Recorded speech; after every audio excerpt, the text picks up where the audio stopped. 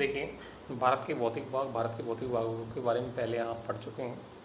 भारत को भौतिक दृष्टि से 4 भागों में बाँटा गया है, जिसमें हिमालय पर्वतीय प्रदेश और उत्तरी मैदानी प्रदेश, दक्षिणी प्रायद्वीपीय पठार और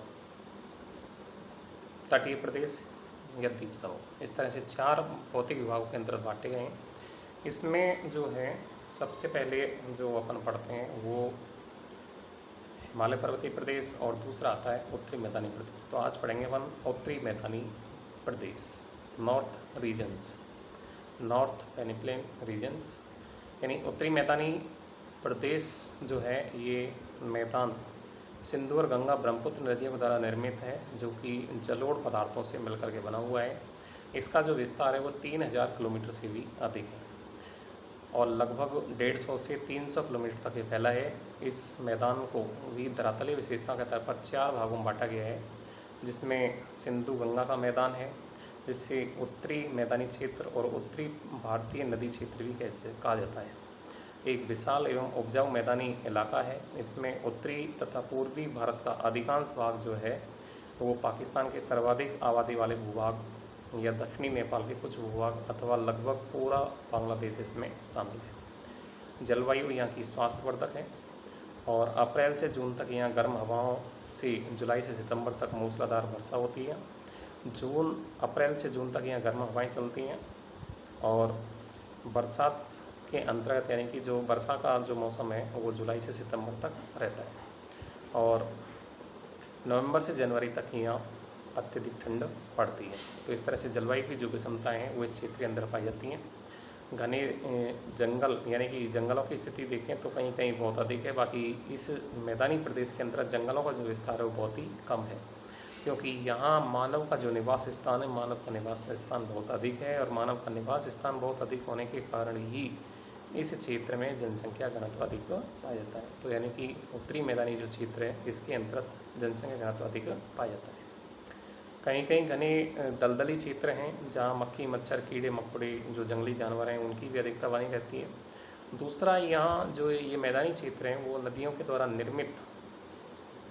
द्वारा जो निक्षेपित पदार्थ हैं उनका विस्तार अधिक हो जाता है और इसलिए इस क्षेत्र में जो है नदियों के द्वारा निर्मित मैदानी क्षेत्र या नदी जो बाढ़ द्वारा निर्मित मैदानी क्षेत्र हैं, जलोढ़ मैदान जिनको कह सकते हैं, उनका विस्तार भी यहाँ अधिक पाया जाता है। उत्तर भारत का जो मैदान है वो हिमालय प्रायद्वीप के भारत के मध्य स्थित लगभग समतल व उपजाऊ मैदानी क्षेत्र है और हिमालय प्रायद्वीप ये नदियों के द्वारा लाए गए जलोढ़ निक्षेपों के द्वारा ये निर्मित है। ये जो मैदान है वो भारत का सर्वाधिक उपजाऊ क्षेत्र है। संरचना और ढाल के आधार पर जो है उत्तर भारत के मैदान को भाबर, तराई, खादर और बागर भागों के अंतर्गत बांटा जाता है। भाबर और तराई यानी कि तराई ऐसे क्षेत्र होते हैं जहाँ हमेशा दलदल रहती है। खादर ऐसे जो क्षेत्र हैं जो निचले क्षेत्र होते हैं जिनके अंतर्गत प्रतिवर्ष बाढ़ आती रहती है और बाढ़ के कारण वो डूब जाते हैं, उनको कहते हैं खादर। और बागर ऐसे क्षेत्र हैं जहाँ कभी कभी बाढ़ आती रहती है, उनको बागर के नाम से जाना जाता है। तो उत्तरी भारत के अंतर्गत जो ये उत्तरी भारत में जो अनेक भौगोलिक क्षेत्र हैं वो इस मैदानी क्षेत्र के अंतर्गत आते हैं। इस मैदान में यानी कि छोटे मोटे कहीं कहीं पर्वत भी देखने को मिलते हैं, मरुस्थल भी इस क्षेत्र के अंतर्गत हैं और ये भारत का उत्तरी क्षेत्र है। प्रधान भौगोलिक अंग के रूप में जाना जाता है। गंगा के मैदानी क्षेत्र के रूप में इसका विस्तार है। हिमालय पर्वतमाला भी इस क्षेत्र के अंदर आती है और यही पर्वतमाला जो है वो भारत के तिब्बत और मध्य एशिया के भागों को पृथक करती है। तो इस तरह से ये जो है यहाँ का जो सिंधु गंगा और ब्रह्मपुत्र नदियों के द्वारा जो निर्मित मैदानी क्षेत्र है ये महत्वपूर्ण मैदानी क्षेत्र के रूप में जाना जाता है। इस मैदान में नदी की जो प्रौढ़ अवस्था में बनने वाली जो विभिन्न अपरदनात्मक और निक्षेपात्मक स्थलाकृतियाँ हैं उनकी भी अधिकता पाई जाती है। बालू रोधिका है, विसर्प है, गोबर झील है, कुंभत नदियाँ हैं, वो इस मैदानी क्षेत्र के अंदर पाई जाती हैं। बाकी जलोढ़ के द्वारा निर्मित जो मैदानी क्षेत्र है मध्यवर्ती भाग के अंतर्गत ये जलोढ़ मैदानी क्षेत्र पाया जाता है, क्योंकि नदियाँ जो हैं हिमालय पर्वतीय क्षेत्र से बहुत सारे पदार्थ को पाकर के लाती हैं और उत्तरी मैदानी क्षेत्र के अंतर्गत ये जमा कर देती हैं। यहाँ जो खुदाई की गई है, इस खुदाई से पता चला है कि 2000 मीटर की गहराई तक यही नदियों के द्वारा निर्मित निक्षेप जो हैं उन्हीं का जमाव यहाँ पाया जाता है। इसलिए ये जो क्षेत्र है, ये क्षेत्र एक महत्वपूर्ण क्षेत्र के रूप में जाना जाता है। इसकी समतल से जो औसत ऊंचाई है वो यानी कि 50 से लेकर के 100 मीटर तक जो क्षेत्र है ये मैदानी क्षेत्र के रूप में फैला हुआ है।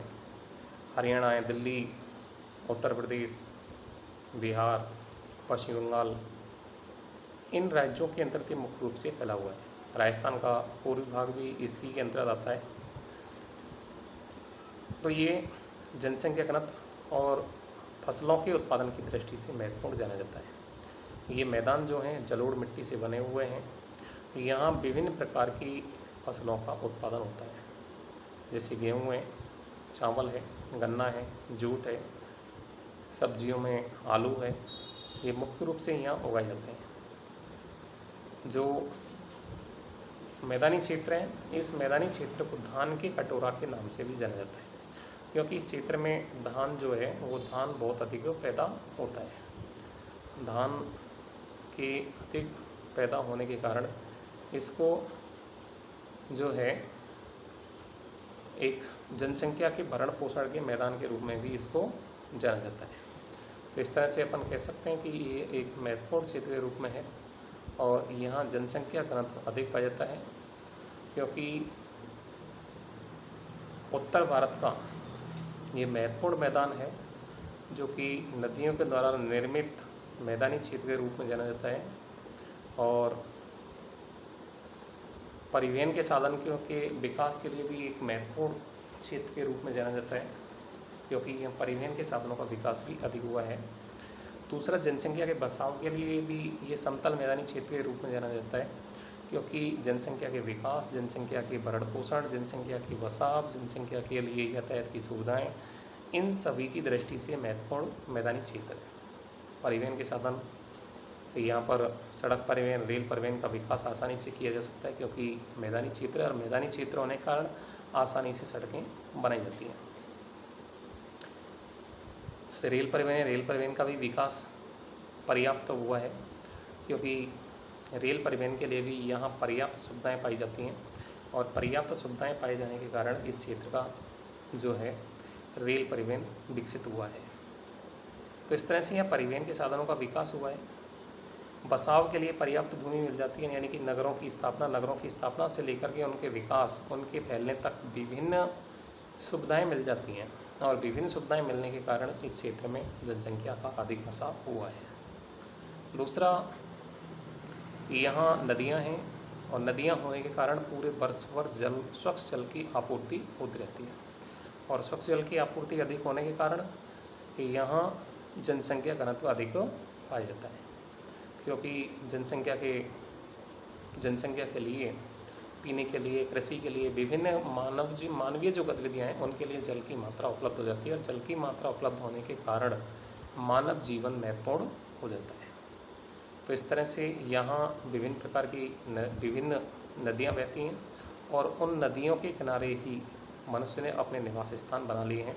तो इसके कारण भी यहाँ जनसंख्या का जो घनत्व है वो अधिक पाया जाता है। जैसे प्राचीन समय से अपन पढ़ते चले आ रहे हैं कि मानव सभ्यता का जो प्रारंभ है, मानव सभ्यता का प्रारंभ उन्हीं क्षेत्रों यानी कि नदी घाटियों से प्रारंभ हुआ है, क्योंकि मनुष्य ने अपने लिए जो सबसे उपयुक्त स्थान चुना है वो नदियाँ हैं, क्योंकि जहाँ जल की प्राप्ति होती है उन्हीं क्षेत्रों में जनसंख्या घनत्व अधिक पाया जाता है। सिंधु घाटी की सभ्यता है, मेसोपोटामिया सभ्यता है, दजला प्रांतीय सभ्यता है। विभिन्न प्राचीन सभ्यताओं को यदि अपन देखें तो उन सभ्यताओं का विकास भी नदी घाटियों के अंतर्गत ही हुआ है। तो इसलिए ये महत्वपूर्ण है कि मनुष्य का जो निवास स्थान है वो उन क्षेत्रों में प्राप्त होता है जहाँ जल की सुविधाएं मिल जाती हैं। इसके अलावा यहाँ उपजाऊ मृदा पाई जाती है। उपजाऊ मृदा पाए जाने के कारण यहाँ विभिन्न फसलों का उत्पादन किया जा सकता है, आसानी से किया जा सकता है। गेहूँ है, चावल है, आलू है, सरसों है, विभिन्न प्रकार की फसलों का उत्पादन होता है और विभिन्न प्रकार की फसलों का उत्पादन हो जाने के कारण इन क्षेत्रों में जनसंख्या अधिक पाई जाती है। तो ये जनसंख्या की दृष्टि से भी महत्वपूर्ण क्षेत्र जाना जाता है। विभिन्न छोटी छोटी नदियाँ बहती हैं। तो इस तरह से ये जो उत्तरी मैदानी क्षेत्र एक जनसंख्या के लिए महत्वपूर्ण है। और उत्तरी मैदानी जो क्षेत्र है ये लगभग इसकी जो औसत चौड़ाई है वो 150 से 300 किलोमीटर है और इसकी जो लंबाई है वो 3200 किलोमीटर है। जलोढ़ निक्षेपों की जो अधिकतम गहराई है वो 1000 से 2000 मीटर तक बताई जाती है।